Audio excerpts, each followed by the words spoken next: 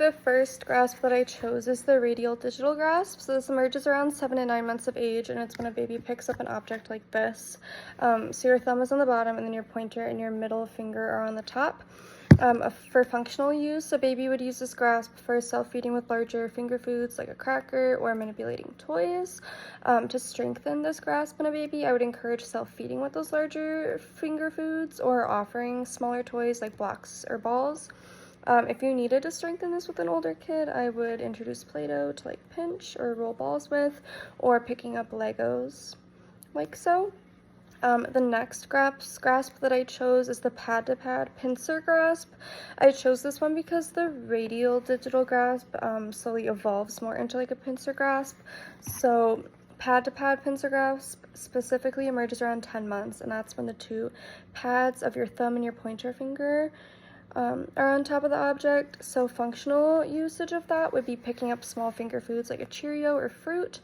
To strengthen that grasp, I would encourage the baby to use board books and then have them turn the board book pages with the pincer grasp, or in those board books having books that would have like a flap or a tab that you need to pull up with that pincer grasp.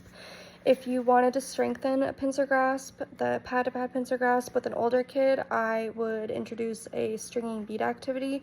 So you can pick up the beads with that pincer grasp and then string them onto a string to make like a bracelet or a necklace.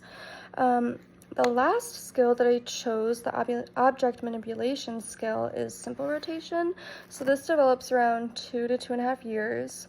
It's when you rotate an object using the pads of your fingers to open it. So like that. So the functional use would be opening a jar or anything that has a cap or a lid, like a toothpaste tube. To strengthen your ability to simply rotate an object, I would introduce like a wind up toy. So you need to like wind up the object.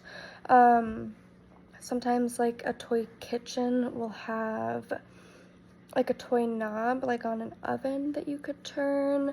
You could practice opening jars like I just showed you, or I looked up on the internet and a toy nut and bolt would be another good way to strengthen your ability to simply rotate.